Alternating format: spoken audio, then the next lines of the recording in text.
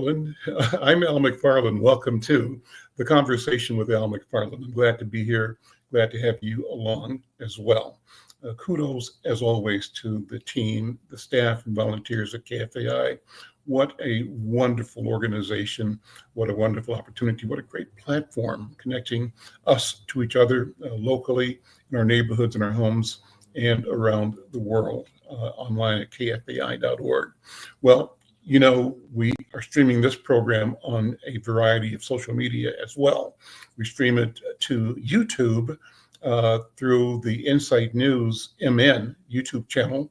Join us there if you are using that platform.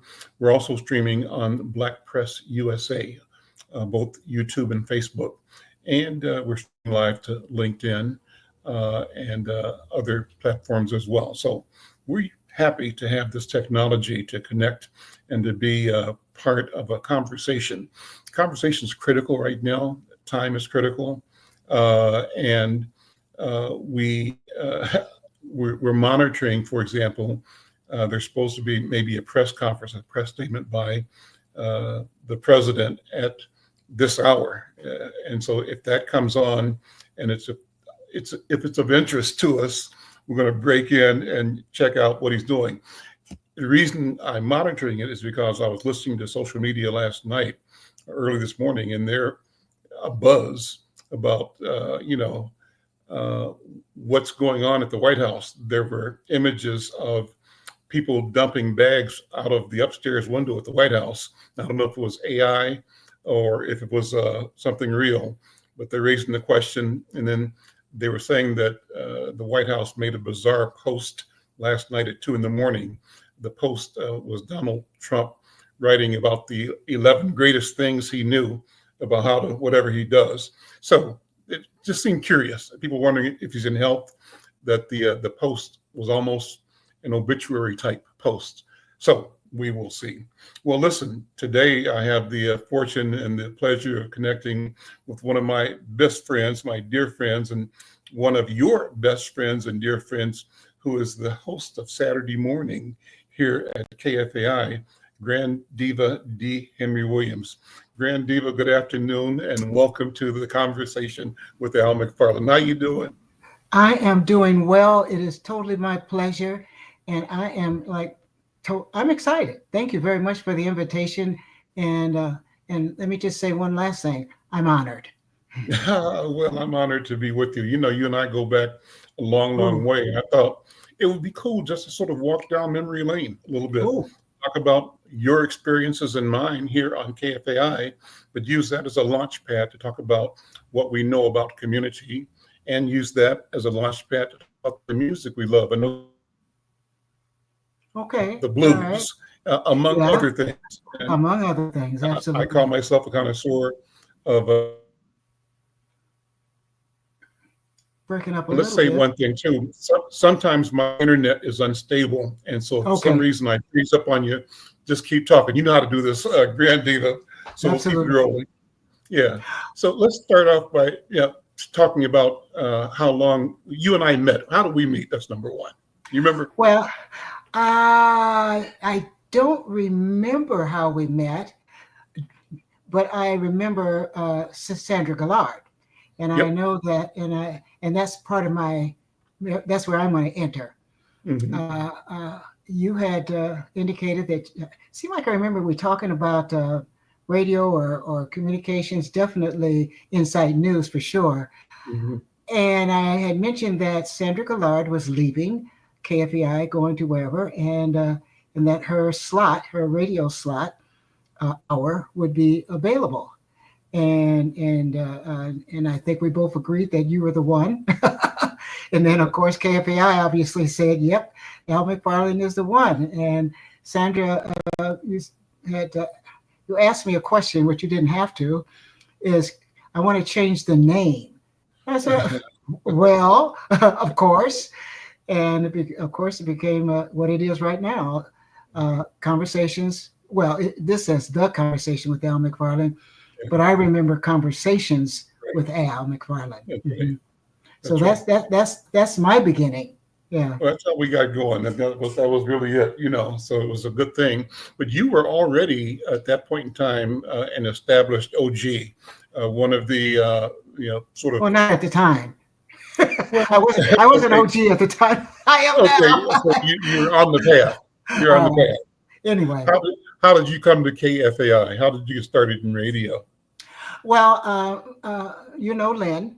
I remember Lynn anyway, and my deceased husband. But anyway, Lynn was listening to KFAI, and we got home. I got home or something or other, and he says KFAI is looking for volunteers, and I said, oh, okay, great, because I don't know what he's talking about. I'm just getting in, and he says, well, you've always wanted to be on radio, Mm-hmm. and I said, really? When did that revelation come to you? I don't remember having a conversation. And anyway, it goes on and on and on around that circle, because I believe in going in circles, because I need to understand where you're coming from. Mm-hmm. And we eventually got to KFAI and or volunteer orientation. And that was my introduction, was Lynn saying, you've always wanted to be on radio. And it's like, let me think about that a moment. And so here I am. Yeah. Mm-hmm. Orientation. Who was it? Steve LeBeau and LeBeau, Bo Mac. I don't know. He had a Mac name too, but they were the coordinators of bringing folks in, and didn't know anything about radio, and was down in that basement at the church, and it was like Walker Church, right? Church. 31st, I think, and Yep. And Walker Church, and it was like, wow. But I didn't start there. I started at with at over the drugstore on Lake in, is it Lake in Bloomington? Yeah, Butler Drug is what it was called. Yeah, that's where I started, and I moved with KFAI to where we are currently on the West Bank. Okay. So that's the travel part. So you had a partner when you started, right? Who's your partner when you started? Yes. My co-host was Yvonne Vernon. Bonnie V was her radio name, and we co-hosted for 2 years, 2.5, no more than 3. Mm-hmm. She had to leave, and won't go through all that, but it was like, okay, then I stepped in and decided that I needed to comfort, because our listeners loved us both. Mm-hmm. And so I had to some kind of way feel like I had to comfort the listeners, because that's why we're here. It was very, very important to me to do that, because I like to think that I've got somewhat of a kind spirit. It's not always shows. Yeah, but yeah. So that was it. The third year. So I this week Saturday, September 6th, just to put a tail on it. I'll be celebrating 37. There it is. Wow. I know. 37 years. Mm-hmm. Yeah. Mm-hmm. Yeah. So is yours the longest running program on KFAI? Oh, no. There are a handful more. One on Sunday morning. Anyway, no, I can't think. There's a few of them that are Pete Lee, of course. Pete Lee. Yeah. And Dan Ryan. No.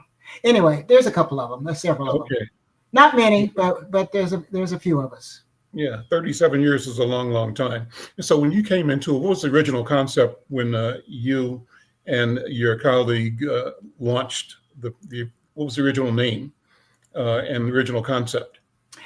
Well, we've been working on that.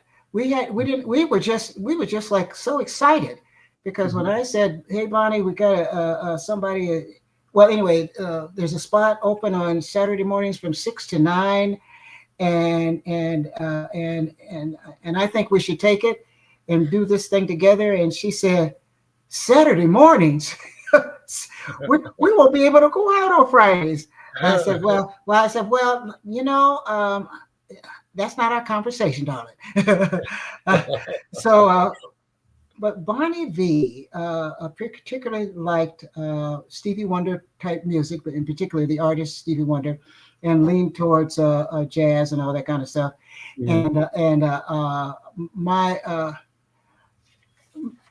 what I particularly leaned toward is what you had just opened with the blues. Is where I come from.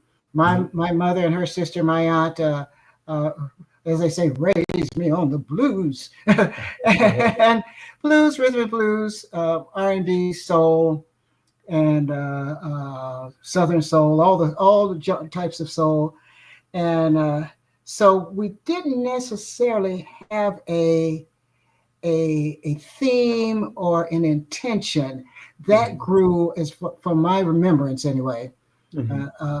From where after that point, because I thought I needed to have an intention, seeing as I was going to be a solo host. And of course the intention is healing and celebration, and that is why I have that is why the program, the Saturday morning program from 6 to 9 a.m. is I've named it R&B for healing and celebration. And emphasis is on both because we want to celebrate our healing, and then we want to heal as we celebrate. Okay, so that's fascinating. Now, if I remember, the original name was a blended watercolors? Well, okay. No, that came second. That was after Bonnie B. First, the original name was watercolors. That was what Bonnie wanted.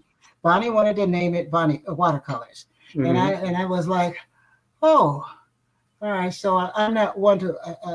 I will haggle. So I decided not to haggle on that one, because it just wasn't. What was the point?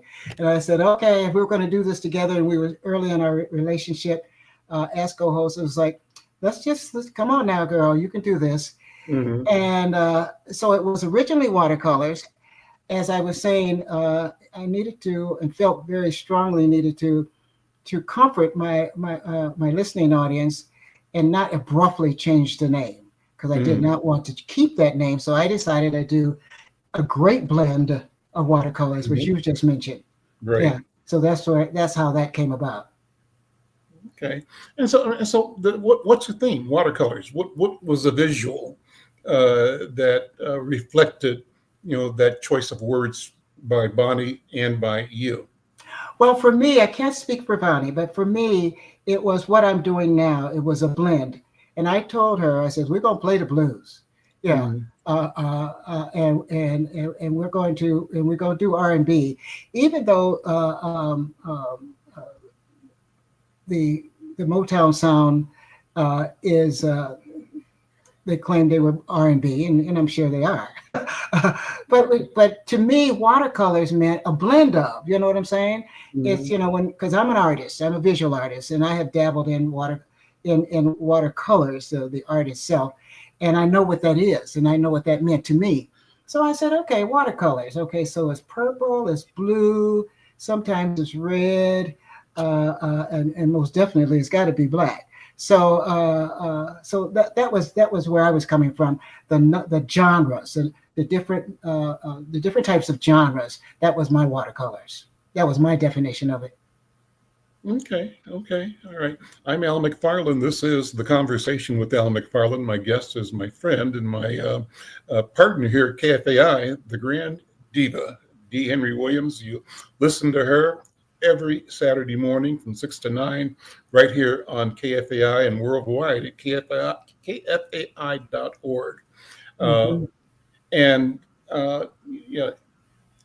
Healing and celebration. Let's focus on the current mission then.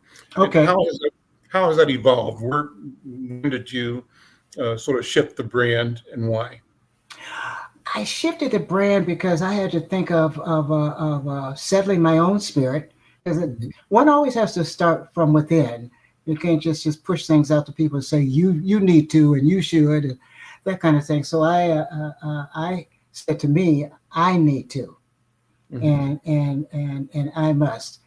And so what I was doing, definitely at least once or twice a week, doing exercise of some sort, and doing acupuncture and yoga, and doing in therapy, because I think it's important.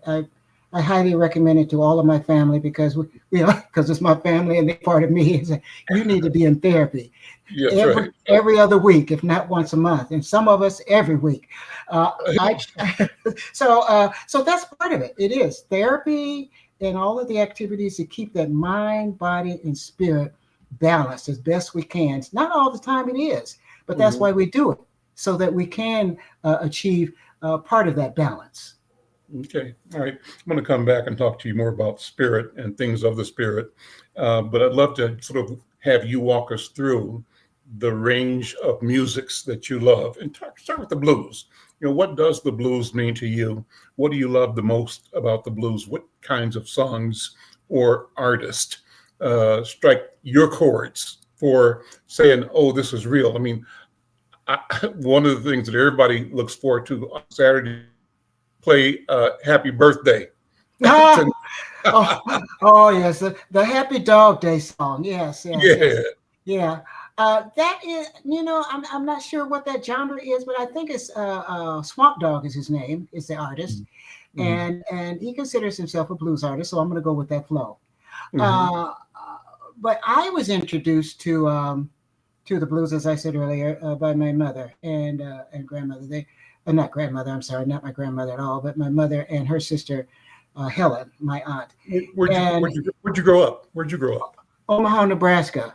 Okay. Okay. Yeah, yeah, and our roots are Oklahoma, Mm. what they call Indian Territory, Okay. and Okay. and um, and so on a weekly basis, my mother and her sister Helen, Aunt Helen, got together on our front porch, my mother where we lived, and played on a record player with that little arm on it, the blues, and specifically, I can remember because I was a DJ, and I didn't know I was, but I was the one that was playing the music, put the records on, and cue it, and keep it going. And I kept Bobby Blue Bland going, BB King, Lord have mercy. If I, that was my very, very first artist I remember, BB King. They played some of those songs, the same song, over and over and over. Lift that arm off and let it go. I said, okay, I'm back, I yeah. think. So yeah, I have a unstable internet connection here, so we lost you, Dee, but go ahead. Okay. I was just saying that You have the record player we on the front porch, and you're the DJ.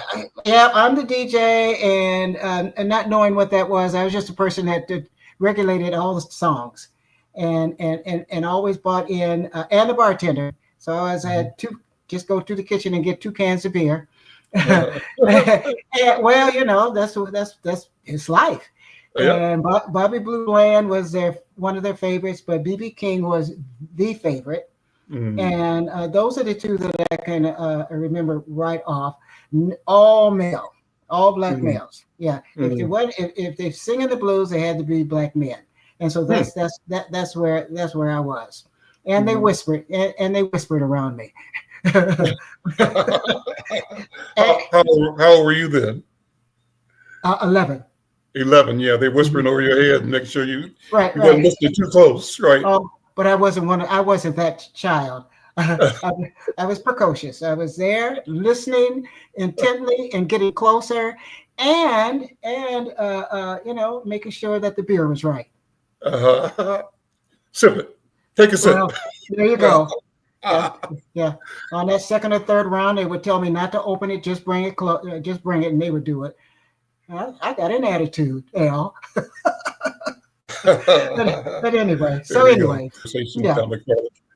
Uh, yeah, I'm Al McFarlane. This is the conversation with Al McFarlane, talking with my friend and colleague, the grand diva, Dee Henry Williams. She's on every Saturday from 6 to 9 a.m. right here on Mm-hmm. KFAI. Mm-hmm. And so, talk more about the blues. BB King, Bobby Bland. What are the other, musics and musicians that really strike your sensibility of Well, blues I rooted? thank you.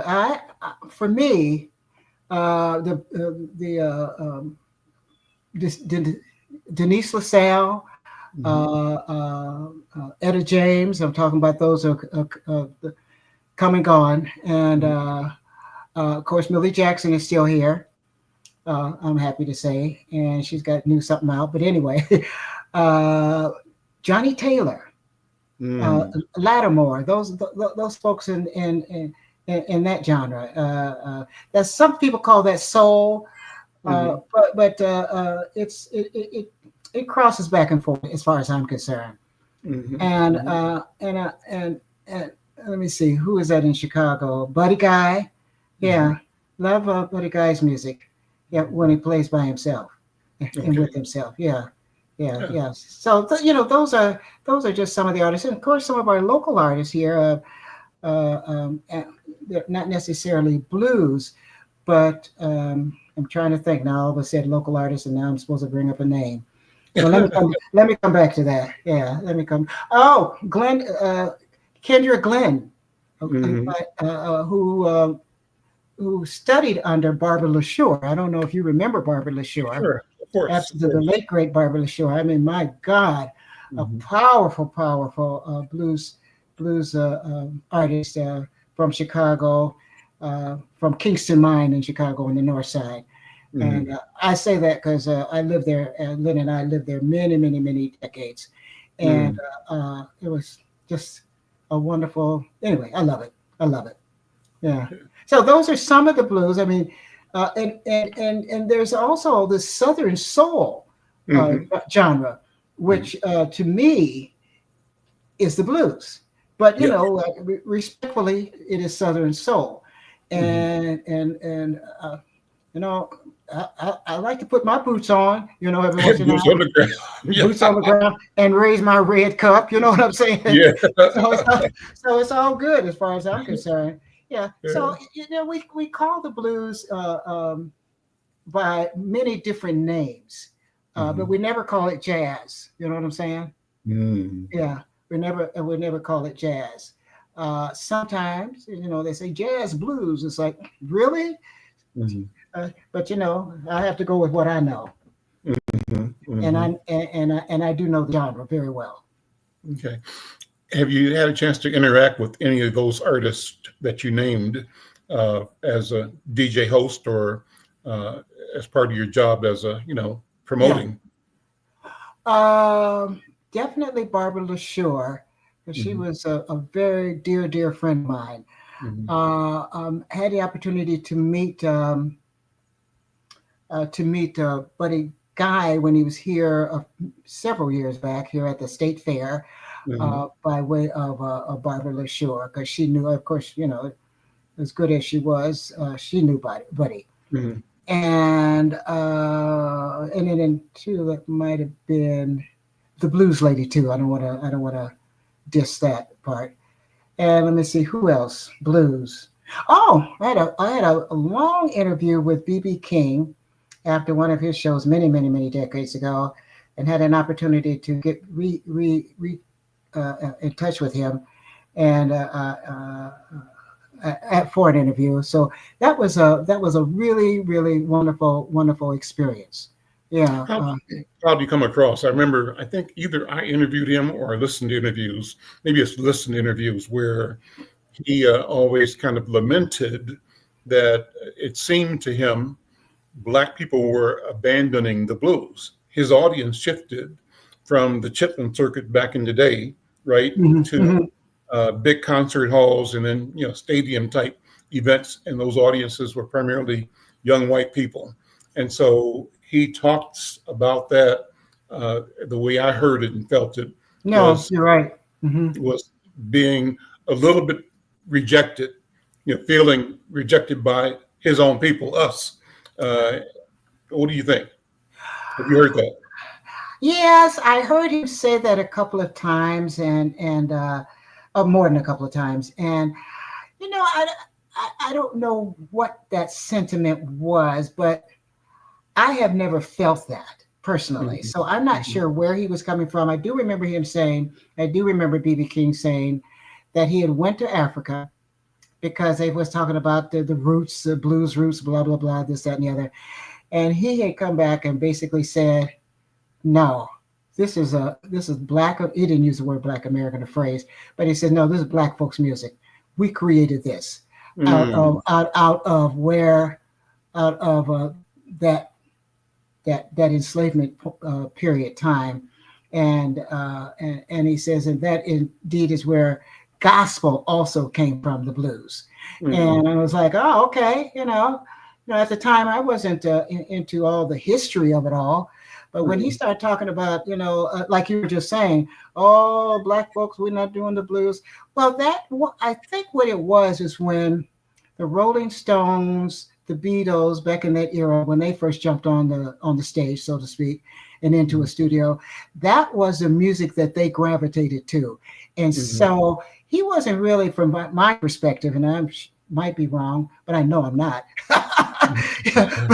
but he might have been talking about white people. You know what I'm saying? Because then they said, and then the Rolling Stones, Mick Jagger said something about, why are you listening to me when you should be listening to the original, blah, blah, blah, blah, blah. It's like, oh, shut up, but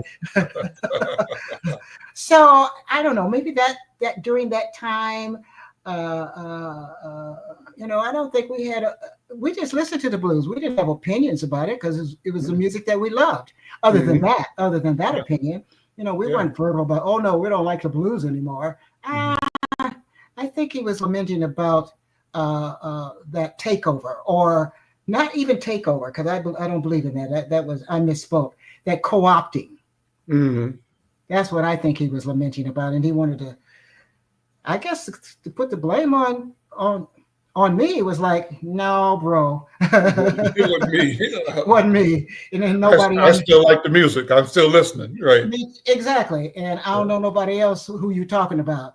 And that was, of course, when I was in Chicago at the time, and I was there a long time. And the folks in Chicago, we love blues. We love the blues, not the blues, the blues.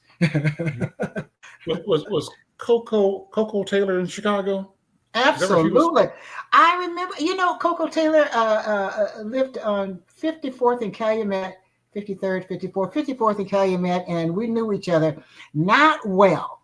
I didn't know, but I know that we knew each other in the sense we knew each other when we see each other, that kind of a thing. We didn't, we never made any exchanges or interchanges or talked or anything like that, except, hey, how you doing?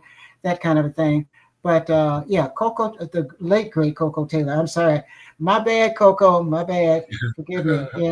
Yeah. She is also the greatest as far as I'm concerned. Far above. I saw her at some event, maybe a downtown festival in St. Paul some years ago, but she was absolutely electric and amazing. Oh my God! Unbelievable. And wild and crazy. Yeah. Yes, indeed. Yeah. She is. Very, very, she's top as far as I'm concerned. When I mentioned Etta James and whoever else I mentioned, I should have said Coco Taylor and then named those people underneath her, aside from her. So no, Coco Taylor number one as far as I'm concerned. Okay, well, and Etta James is she bad too. Yeah, she bad too. Yeah. And you mentioned Millie. Millie is rough. Yeah. Millie Jackson, what did Etta James is one of her tracks? The blues is my business, and business is good, and that's the way I feel about every Saturday morning. That the blues is my business, and business is good, along with the other genres from the Black diaspora, because that's the music that I play. Music from the Black diaspora. Some people say African American. I say Black diaspora. Yeah. So, when you mentioned B.B. King saying he went to Africa and came home with a clear picture of the origin story of what he believed was the blues. So I listened to that, but I also then think about cats like Taj Mahal. Oh, my God. Taj Mahal and cats like, maybe, but Taj Mahal for sure, because he would have a different take, I think, on connecting African American and African music. That's what I think. I could be wrong, but it seems to me that he was like, with his guitar playing in particular, summoning the Senegalese and the West African melodic approach to music. That's like this guy named, I used to play on my show, Dunia was the name of the song, and the artist was from Mali, I believe. Kuti? No. No, not Fela Kuti, not Fela, but no. I can't think of the name right now. It's been a minute since I've been using. Yeah, no problem. Yeah, but I love the connection of seeing the bridge, but different people see things differently. Well, that is true. And, I have, quite frankly, never seen the connection between Black music and African. I just have not. I can't even get to, even the drums, I can't even get to that. I think that they're too distinct for me now, in my spirit, in my soul, and in my hearing. They're two distinct sounds and two distinct rhythms. I maybe one could see the similarities, but I'm not sure myself. Okay. Did you see the movie Sinners? Did you watch that? Twice. So that brings us to the same conversation. The powerful among the many powerful scenes, one where they the evolution. Yeah, but then they go into time travel. Yes. Way back and way forward, and that's another argument about the connection. Absolutely. And, I can roll with that. And I enjoyed the scene. I understood it even better when I saw it the second time. But one could not necessarily, if you just knew on the scene, so to speak, one could not necessarily connect hip hop to R&B to blues, and then go to Africa too. You know what I'm saying? Maybe not. I don't know. But I think that hip hop, I'm not trying to change but anyway, hip hop has borrowed a lot of music, and specifically James Brown. He is the most sampled artist in history, from as it relates to, just something I've read and I believe that relates to who is part of that evolution. So when you can say from that perspective, yes, and maybe it does go back that far to the continent, but I'm not sure. I think Black blues music. I'm going to interrupt. I believe blues music is original, and it may have its roots from our ancestors. So if it does, amen. Think about Robert Johnson. What you know about him? When you're having this conversation, how would you look at the emergence of Robert Johnson as an icon of the blues genre? What I had read, for example, was that Robert Johnson's Crossroads story is like a famous story about discovering mastery and trading the soul for the gift, right? At the same time, I guess he only did 20 or 25 songs. Yes. But I understood those songs became the basis for the entire blues catalog. Exactly. Does that make sense? That's how to talk about Robert Johnson. Well, I can't talk about him a lot, but I can. Let me put it this way. I have this dear friend who DJ Hooker, who hosts on Wednesdays from 7 to 8, Views from the Crowd. But anyway, evening.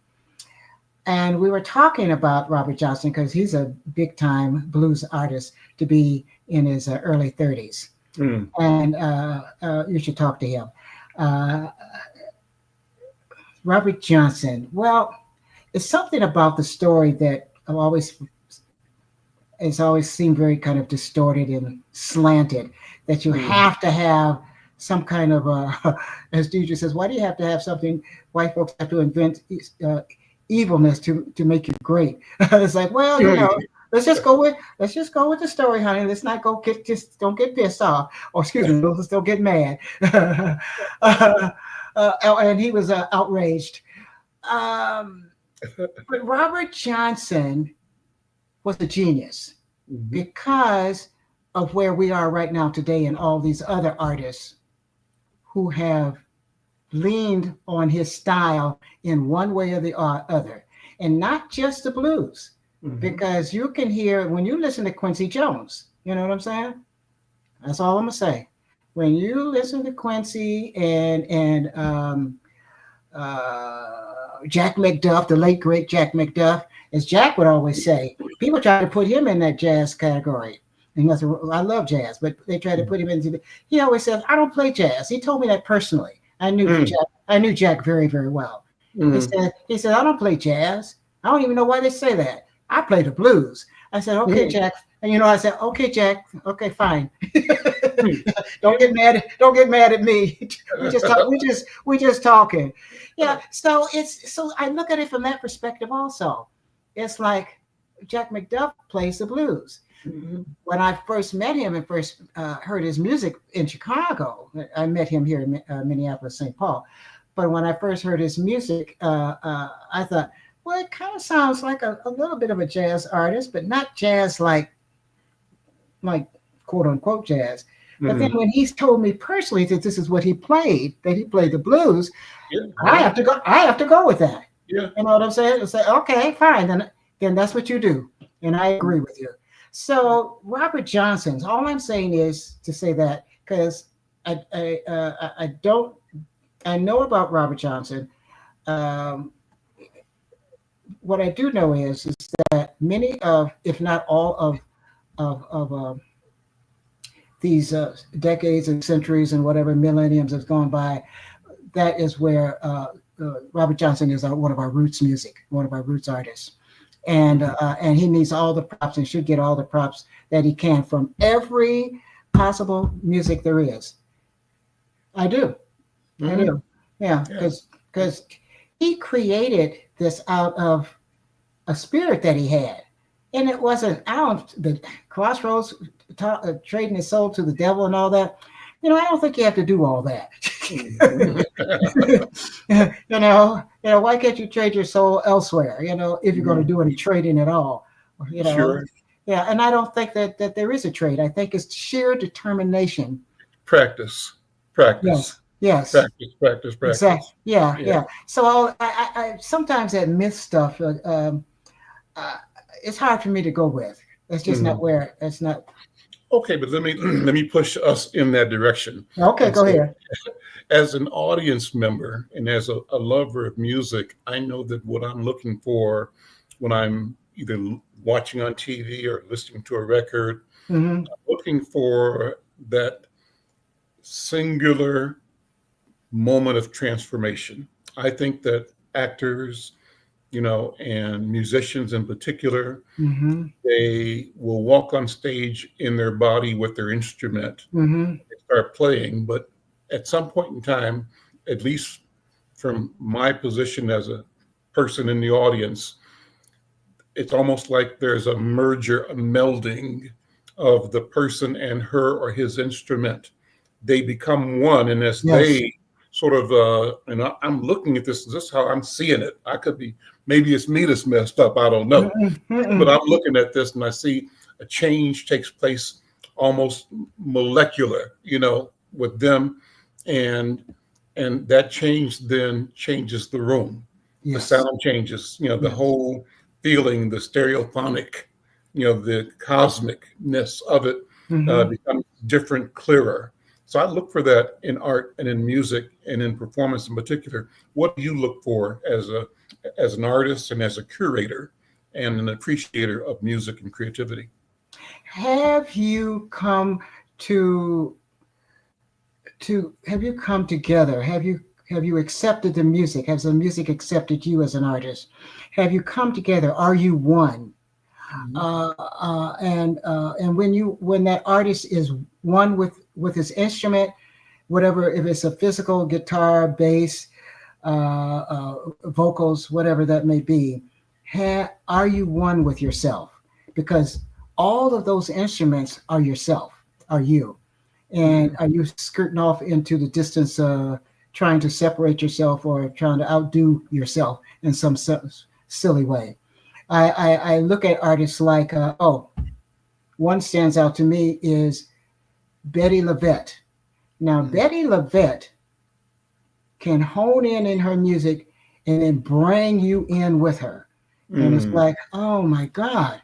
Another artist, we were talking about Stevie Wonder. He's another one of those people. James Brown was another one of those people. You could jump up and holler and with him, because you felt it. And Prince, another one of those artists that just determined to serve you with what he had to offer, his music and his spirit. And the music is the spirit, and the spirit is the music. That's the way I see it. You can't separate it. So let me ask you to apply that to your work as an artist. You are a visual artist. What do you do? Describe your work, if you would. And how does this notion of spirit both infuse and or direct, if at all, you as an artist, as a creator, as you create? All right, I'm going to talk about a little bit about photography. Because I'm a visual artist for sure, and and from time to time I have an opportunity to teach photography, and people say, ask me, I want to learn photography. So I always say, Al, I don't teach photography. What I teach is how to see, how to visualize. What do you see when you look through the lens? What do you see? And whatever it is you see turns into photography once you hit that shutter. You know what I'm saying? And then we look at the photo, and I'm particularly talking about a student of mine, Terry Ann Nash's son, Kevin, and he was just a wonderful student because he was so anxious and so willing to learn what he called photography. And I said, so what do you see as we looked at a photo? And he would say this, that, and the other. And I says, okay, so look around the target, the subject matter. What do you see that's around the subject matter? And then that is when he started to see, because you have to see past the subject or beyond it, maybe not past it, but certainly beyond it and around it. And so I said, okay, you passed the class. but we went on several trips. We took photos of some of the oddest things that he thought taking a photo of a fire hydrant was like. I don't want to take a picture of that. Yes, you do. You want to take a picture of a fire hydrant? Yes, you do. So that we can understand how to look. So that is when you can see so well that you do not necessarily have to take 4 or 5 or 6 or 8 or 10 or whatever number of shots of that same subject. Then that's when you can see. Now, as far as paints on canvas, it's the visualization of what you're going to put on there. That's where the spirit comes in. You can splash paint any kind of way. But what do you want? How do you want the canvas to materialize? What is it? What are the colors that you want to use? And what are the colors that once you've got those 4 or 5 or whatever number of colors there are, then you say, no, that's not enough. You got to add some more color to this, and you got to blend something, and you got to bring in a white, but not a whole lot, to blend in the red with the blue, with the this, with the other. You know what I'm saying? Or the green. Are you having a conversation with yourself as you're doing Absolutely. Yeah, not out loud. It's not an out loud conversation. Sometimes it is, but many times it's like I'm thinking, the sky is not always blue. So come on now, let's get creative here. Go get you some purple, and Mhm. go get you some orange, or whatever, or gold. Mhm. Yeah. Mhm. And while you're at it, stop by the glitter department. So it's how it's the visualization in your spirit. In my Mhm. spirit, I'm speaking of myself. It's a visualization in my spirit. And I say, this is how I want this to look. And once I get to the end, it never is. I don't get to the end. And at some point, it's like it has to end, of course. But then how close to the end can I get? Mhm. So that's where I am. And that is going to certainly please me. But I wanted to even more importantly please the audience that's going to be at the exhibit. You see what I'm saying? Mhm. Because they don't want it all that turmoil, selling your soul to the devil stuff. they they want to see the finished product or hear the finished product. You know what I'm Mhm. saying? Or see it or whatever. And so it's going over and over and over with oneself. And sometimes it takes a moment, and sometimes it takes months, and sometimes it takes many months. And then sometimes you have to put that canvas or whatever back, and it'll take a year. But at some When did you, point, it comes to an end. sure, sure. When did you discover your interest in art, Oh, photography and art? Just and uh, when did you decide that you were a creator? When ooh, did you know it? when did I know it? Know it? Okay, I think I knew it. Ooh, Al, that's a hard question. I think I knew it when I was in Chicago. I went to an art class. Yes, I said, oh, I want to take an elective. And Roosevelt University. Mhm. And didn't know I was sitting in a classroom with uh, a real artist, the instructor. The name passes me. I'm going to try to remember it. But I wish I could remember his name, is the one who taught me or showed me. I'm not sure if he showed or taught. Well, he wasn't really hands on, so he always talked a good game, and so he was the one that taught me how to see and look at the canvas, an empty canvas, because I was in Walk me through visuals. that. How to look at an empty canvas. What's going to be at the top, the bottom, left, right, and the middle. And then don't forget, there's a middle right and a middle left. So what are you going to put there? What's Mhm. going to be your subject? Is it going to be color? Is it going to be something that we can actually recognize? Is it going to be a building? Is it going to be a scene? Is it going to be an individual? Well, I always picked something that was right in front of my face. I've Mhm. got photos of shoes, of a pair of shoes that I painted and set them up a certain kind of way.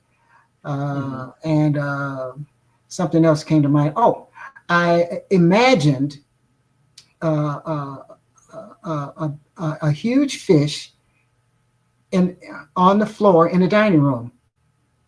And don't ask. Don't ask. It goes Mhm. further. It goes further out than that, my dear. So Okay. All right. my imagination is unbelievable. Sometimes it's way out there, and I think the program Saturday mornings reflects that too. But that's so it's real and unreal, and but more importantly, I think it's creative. It's being Mhm. creative, and being creative through the spirit. And so you have to go with what you feel. Well, I'm Mhm. speaking to myself. I'm speaking to myself. I Mhm. don't know if I'm speaking to anyone else, but I have to go with what I feel. And if I Mhm. feel a fish acting like it's out of water, and his tail and his body is flexed, if you know what I Mhm. mean. It can flex his body into semi U. Then that's what I'm going to paint. And I'm going to paint Mhm. a dining room table and a door over on the left or the right, and a window on the window on the wall. Uh, Yeah, out out and out out. and the, Out and whatever. the fish on the floor. And the fish is on the floor. And oh, Donald Baum and Dr. Baum would always say, wow, where did that come from? And I was like, I don't know. I said, but this is what I'm doing, Uh, and uh, uh, and so we got along real well because he was weird too. Different for sure. Maybe not weird, but definitely different. and so where does the sense of healing come from? You talked, and the program specifically addresses healing and celebration.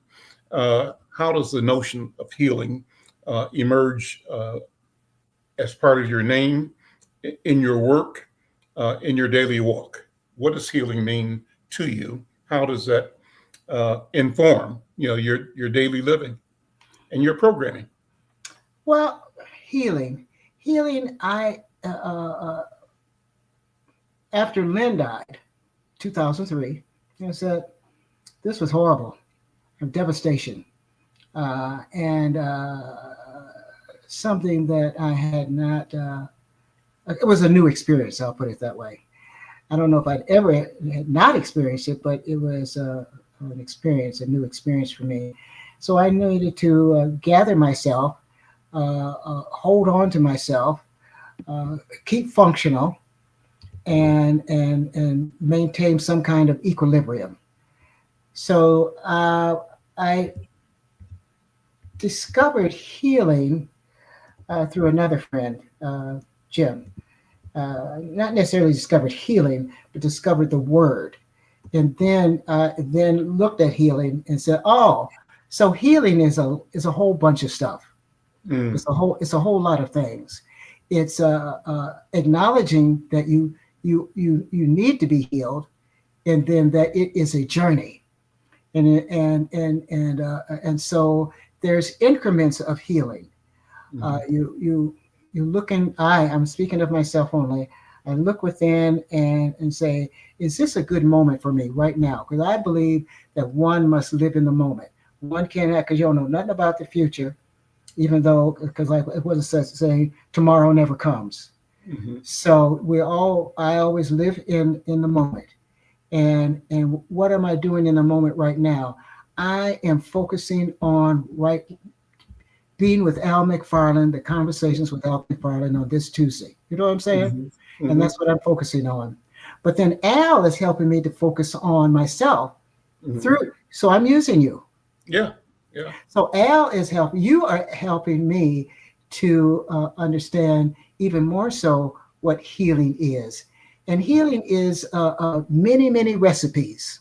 Mm, And the first healing for me, the initial healing for me, is acknowledging it, say yes, this is happening, this did happen. Don't linger, but you can't help but linger and waver back and forth into the past, so to speak. But you still have to live in the moment, even though you're surrounded by all of these entities mm, that's saying, well, you remember when? Yes, I do. I do, but not as clearly as some, but more than others. But mhm, then I say, but I am here uh, dealing with the immediate. But I mhm, also, when I talked about healing recipes, there's so many of them. I do rituals. I burn candles. My friend Loretta, who you know, uh, mhm. Loretta Oates, she sent me 3 candles, and she says, continue your rituals without. But I have. She sent me a battery operated one. Ain't no Mm. way in the world, anywhere in the world I'd have spent that much money on 3 candles. And I won't say I won't say how much, but whoa. But so and it's unbelievable lifelike. But anyway, I'll be trying to push paper away from it so it won't catch fire, because it's not going to, because it's battery operated. And it's Mm. interesting. But anyway, so never mind all that. But healing is burning candles in any way you decide to do that. And I have found, Loretta has located and found a new way for me to burn Awesome. candles, because I ain't trying to burn nobody's stuff down. And then when you burn candles, you might do a little incense, Mm, or something like that. But then mantras are important.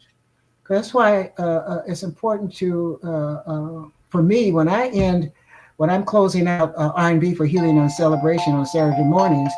mm. uh, I always want to remind people to cherish the good times. That's right. That's right. Always, always, always. Don't be lingering in that in that gray area. I mean, do you want to stay mad all the time? Do you want to Hmm. stay unhappy? You want to stay blue, so to speak, whatever that color is. No, don't do that. Don't do that. Get out, and when it's gardening time, get out and get in the dirt, Hmm. or do some pot gardening. And so I'm going through my healing recipes, and then create some recipes, yours or somebody else's. Improve upon somebody else's. Uh, Clearly, music, always, always, always. I'm reading. I'm reading now a little bit more than I have. I'm reading fiction, but I'm also reading nonfiction. Hmm. I've taught a friend of mine Felicia, how to do a half smile. And I said, you don't always have to be going around grinning and carrying on or with a frown. I said, Hmm. just go on and part your lips, maybe your teeth, a little bit, and just curl up a little bit, open your eyes, and just smile. Do a half smile. Hmm. You don't have to grin. Mm-mm. Right. And That's right. then or laugh. You don't even have to do none of that. Half smile. And then journaling. Journaling is important. I have a friend that has journals for about 25 or 30 years, Dorothy in Chicago, Dorothy Miller. She introduced me to journaling. And I said, what, you writing a book every day? And she said, yeah, I make notes of things that's happened to me in my life. Yeah, or in my journey. And it's not Hmm. even a lifetime, because from midnight to midnight is not necessarily a life, it's a journey. That's a Hmm. journey. So, and I just spoke to her the other day, and she says, I'm putting a note in my book, in my journal. I don't have time to actually do a full thing, but I want to make a note that I talked to you. I put your name in my book. Oh, okay. Thank you, Dorothy. Yeah. And so meditation is critical. Hmm. You have to have space and time for yourself. You have to make space, and even if it's 5 minutes or even a couple of minutes, you sitting on the bus, the train, your car. Don't meditate too much in the car, but when you're driving. But sometimes, but sometimes you can. Yeah, sometimes Sometimes, driving is meditation. Yeah, just yes, the it act. is. Yeah. Absolutely, Yeah. absolutely. So meditation is very, very important to me, and you pick and choose what that moment is. Yeah, And meditation is as you're speaking is a way of knowing, and mhm, a phrase that comes to me. I'm not sure where I read it, but it was some people dance to know, and so mhm, dancing can be a form of meditation. Your absolutely. statement about driving. And for me, meditation is, some people can say focus, but it's also an opportunity to center yourself or recenter yourself. Hmm. And because sometimes when you go to these therapists, you have an opportunity to meditate within that time frame that you Hmm. are talking about all the good things, and because when you go to therapy, it's not all about woe me. Sometimes we Right. want to set. Sometimes we no, no. All the time we must celebrate ourselves, even when we don't want to, and that's very time that you do. You say, "I am a good person," and I don't know why I can't get along with people. Well, I have a couple of friends that need What's to. They wrong need, with them? What's they wrong need with them? Right. exactly. So you meditate on that. You know what I'm saying? And then you come to the conclusion, well, maybe I am a contributor. I don't know. But you know what I'm saying? It's important to celebrate yourself and not always beat yourself down about this, that, and the other, because because then you're defeating the healing part Hmm. of heal. Yeah, and so I think that there are many. Those are the 10, 8, 9, 10 things that I make note of, so that I can see some of the stuff that I need to do. There are other things that are not on my list, but I do them We got 20 seconds. Time goes so fast. but there it is. That's the main thing: is Hmm. heal. Be willing to celebrate yourself. Hmm. Yeah, and then do it. And then do it. And that in itself is healing. Yes. Listen, Grand Diva, Dee Henry Williams, so good to see you and have this conversation. Long overdue, but let's not end it here. And everybody, check out the Grand Diva Saturday morning, 6 to 9, right here on KFAI. I'm Al McFarlane. We'll see you next time. Take care. Holla, Bobby.